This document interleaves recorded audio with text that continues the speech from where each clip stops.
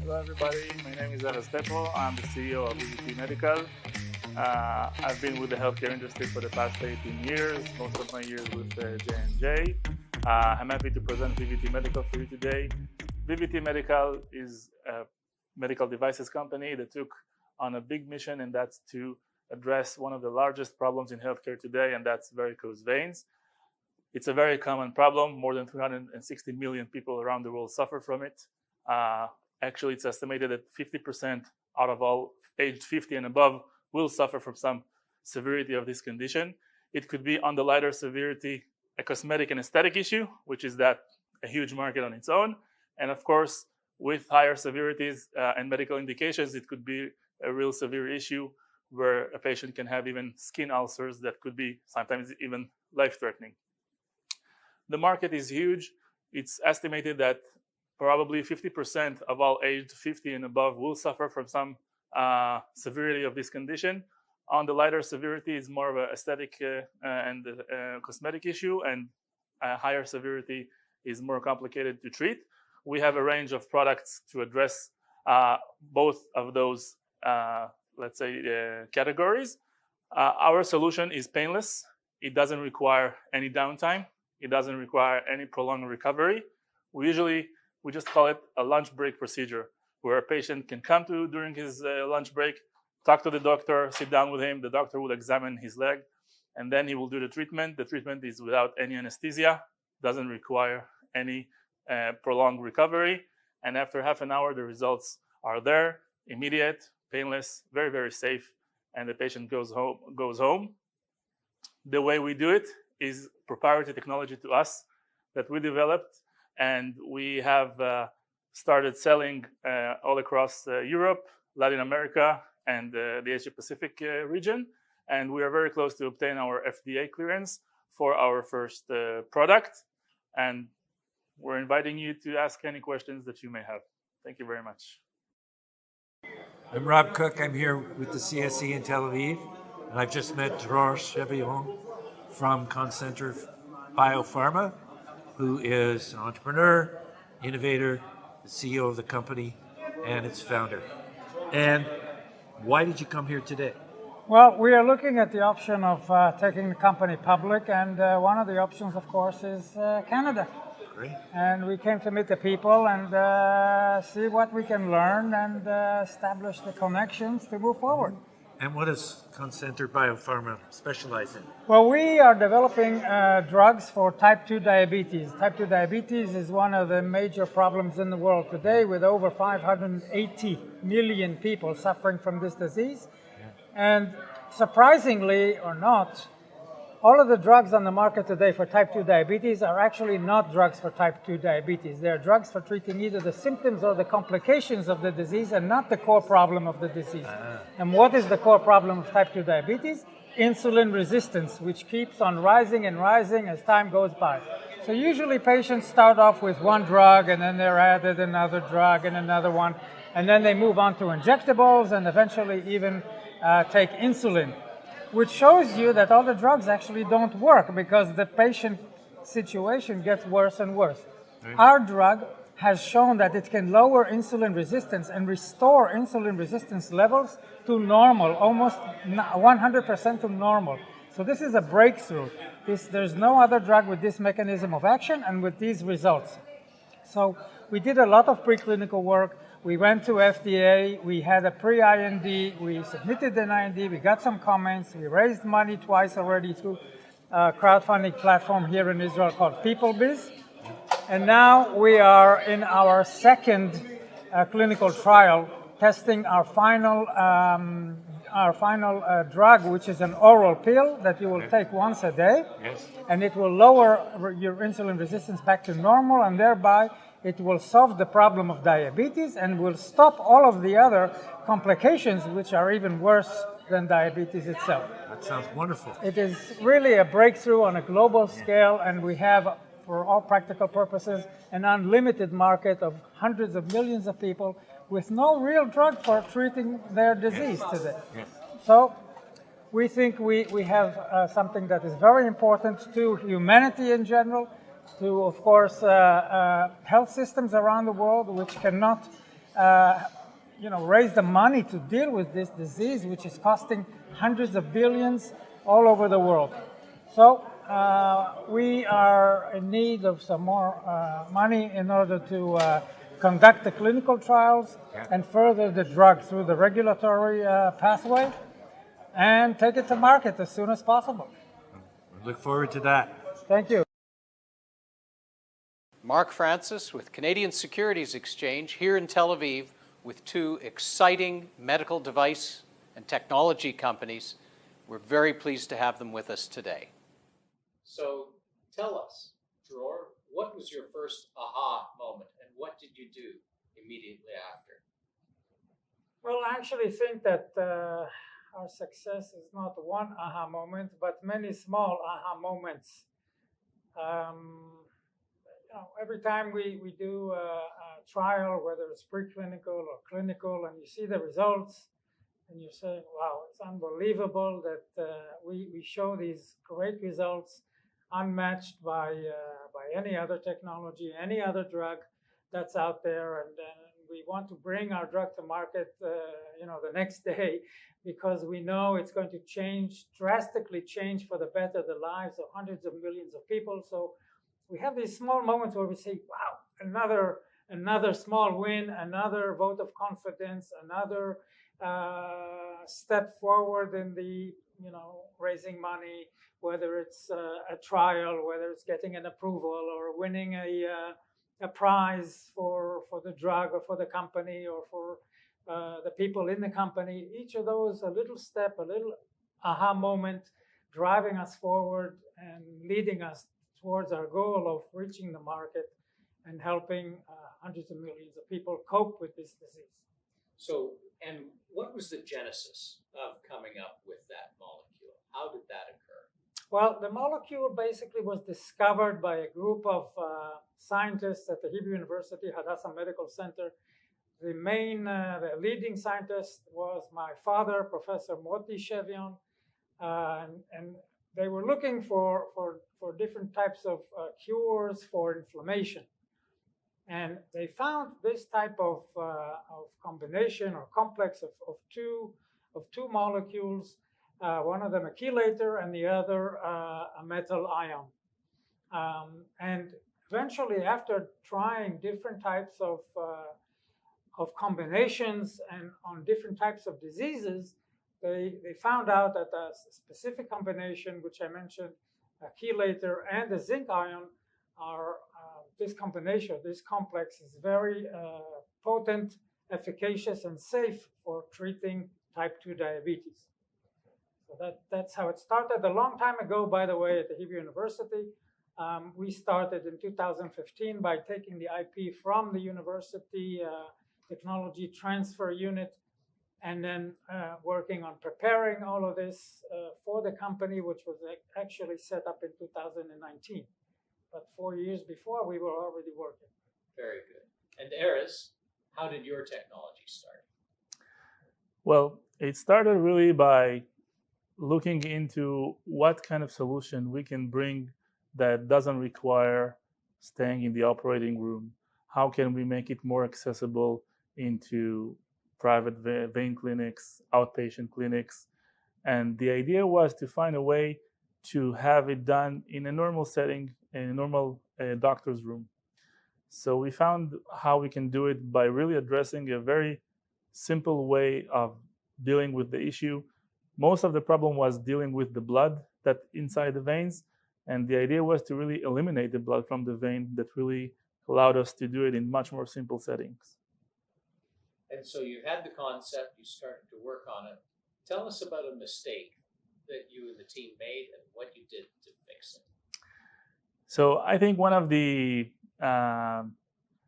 later things that we understood that was a mistake is that we probably came to the market too soon. So we introduced a very advanced technology to a market that wasn't really ready for it.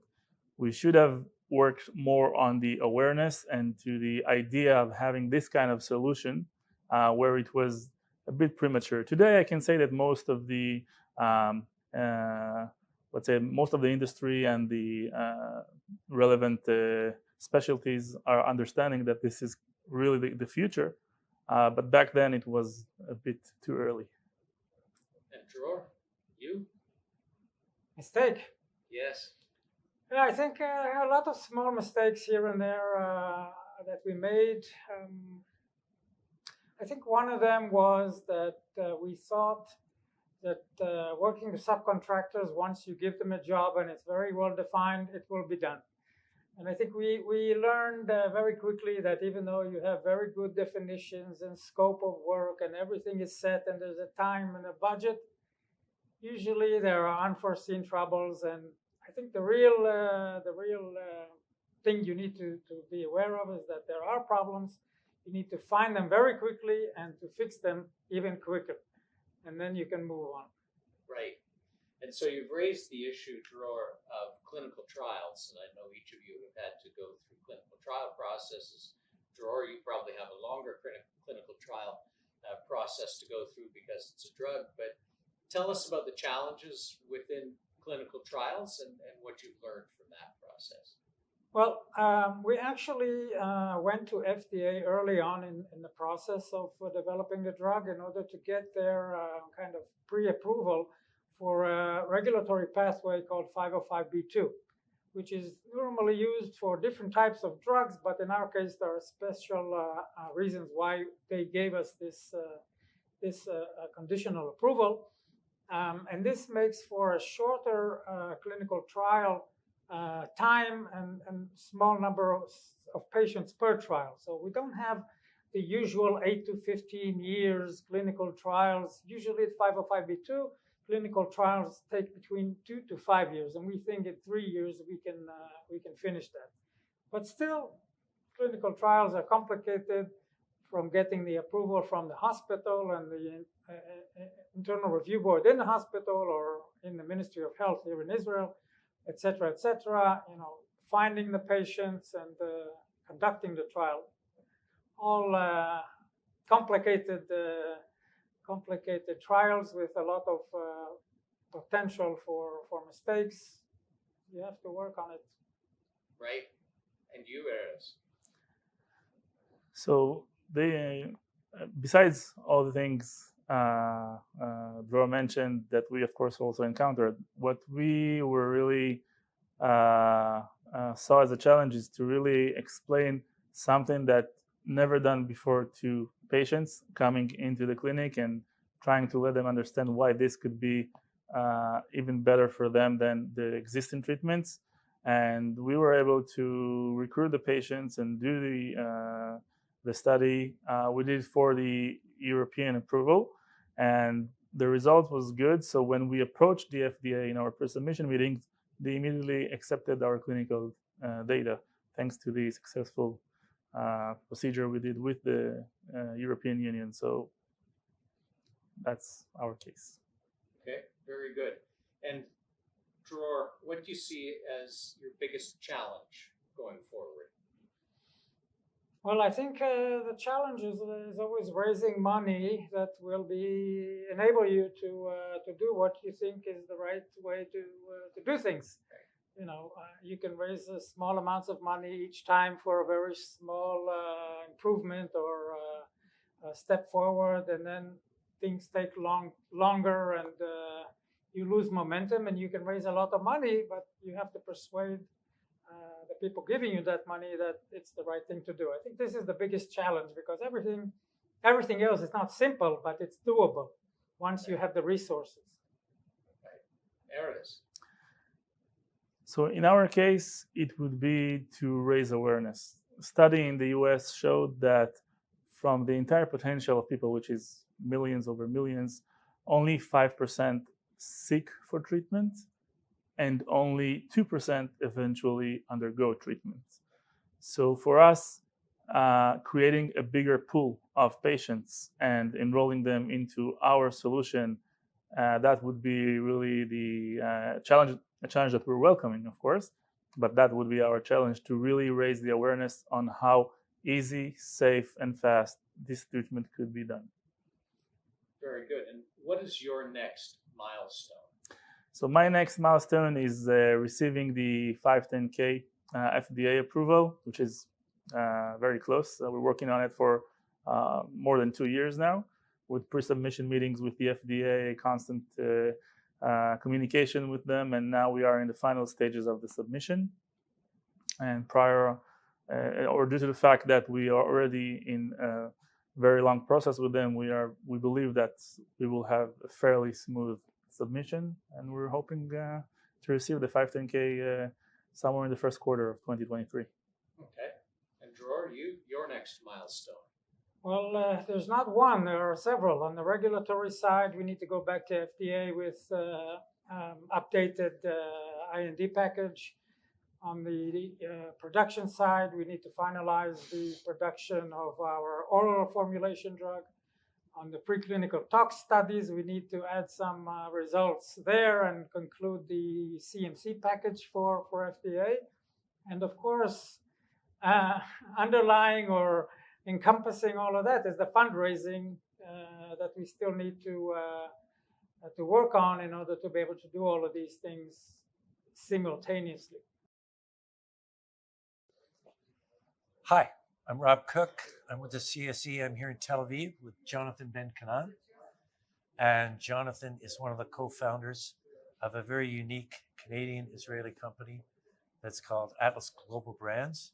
And please, Jonathan, tell us what you are doing with this company.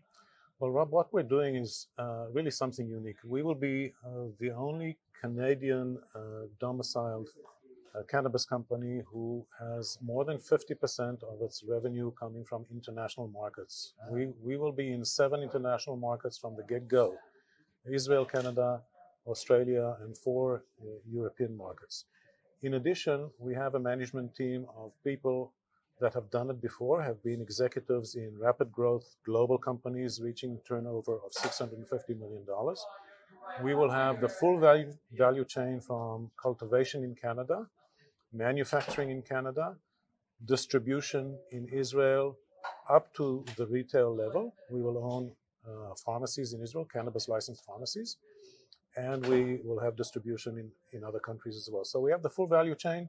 Complete vertical integration. Complete vertical integration with the best cultivators in Canada, and the best distribution in Israel. Wonderful. Okay. And how long has this been in the works?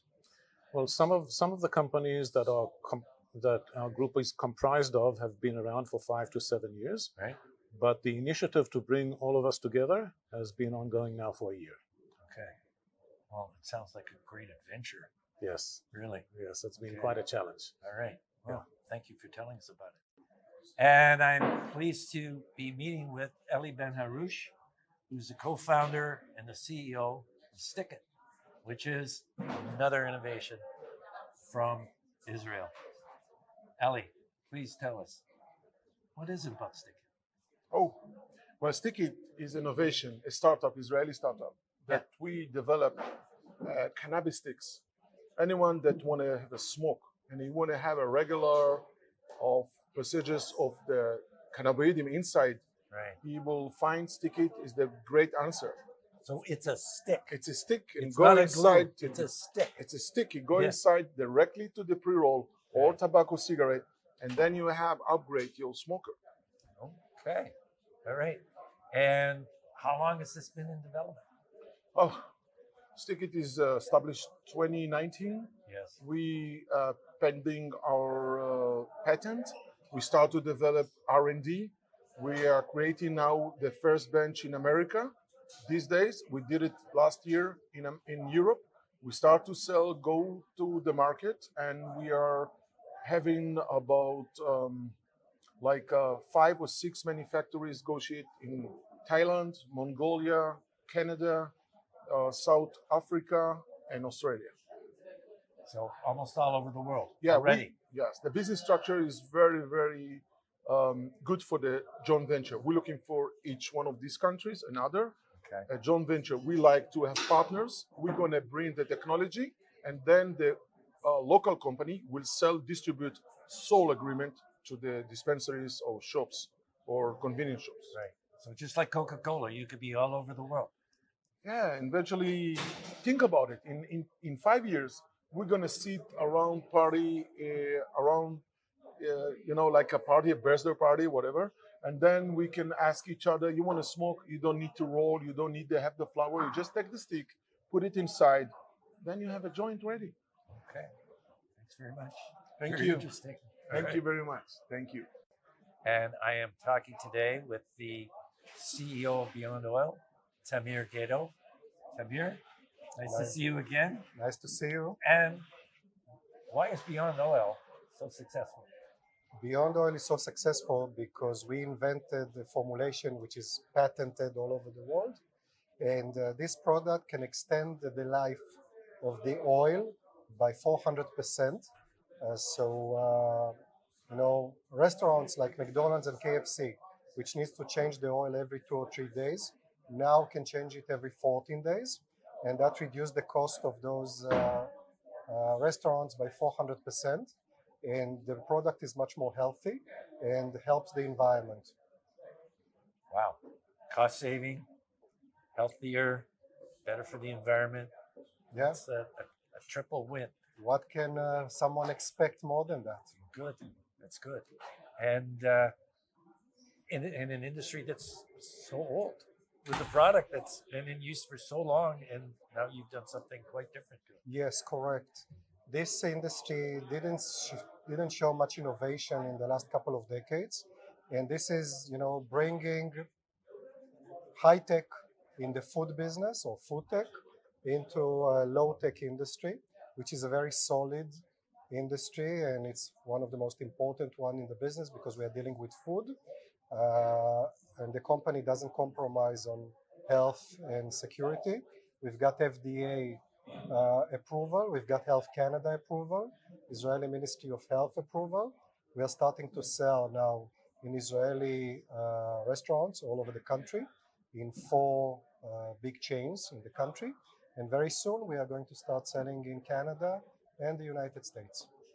It's a great story. Thank you, Tamir. Thank you very much. And I'm pleased to introduce Yoav Bar Joseph, who is the CEO and the founder of Cannabis, that has been listed on the CSE since how long have you been listed? Since March last year, 2021. 2022, this year. That's right. Yeah. 2022. We are new at the CSE. Thank you, Rob, for having me here. Great to see you in Israel and meet you. It's great to be here, and it was great to have Cannibal on the CSE. And why has Cannibal been so successful as a company?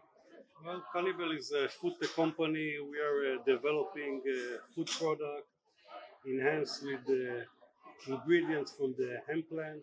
Right. We are doing shakes and cake mixes infused with the hemp protein and hemp seed ingredients, which are new and innovative products in the market, especially to the US market. Okay.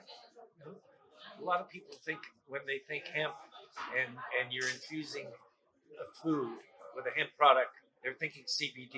But you're talking about hemp proteins and seeds. Yeah. And hemp seeds and hemp protein are considered to be a superfood.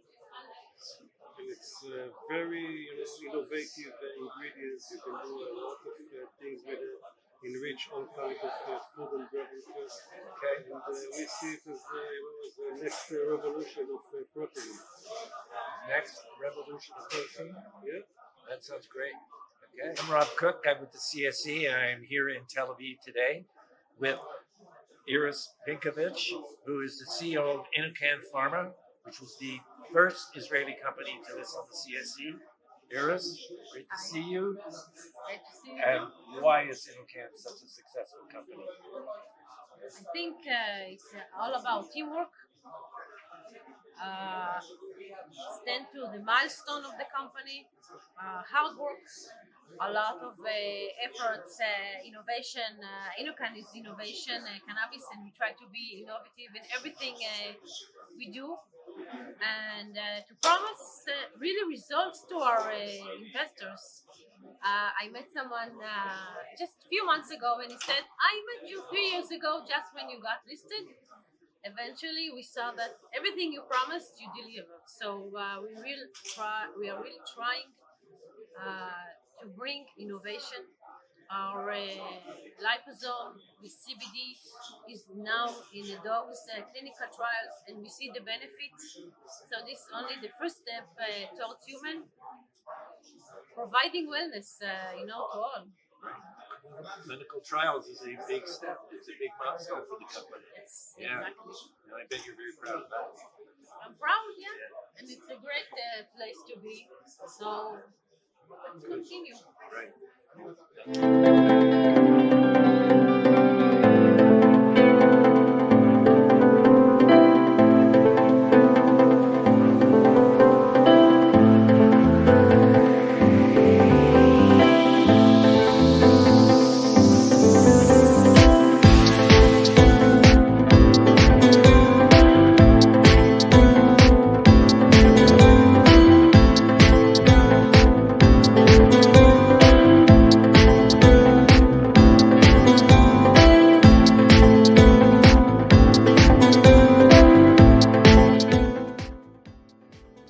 Canadian Securities Exchange, the CSE, is here in Tel Aviv to celebrate the listing of our Israeli companies, including Beyond Cannabis of Enterprises, Beyond Oil, Innocan Pharma.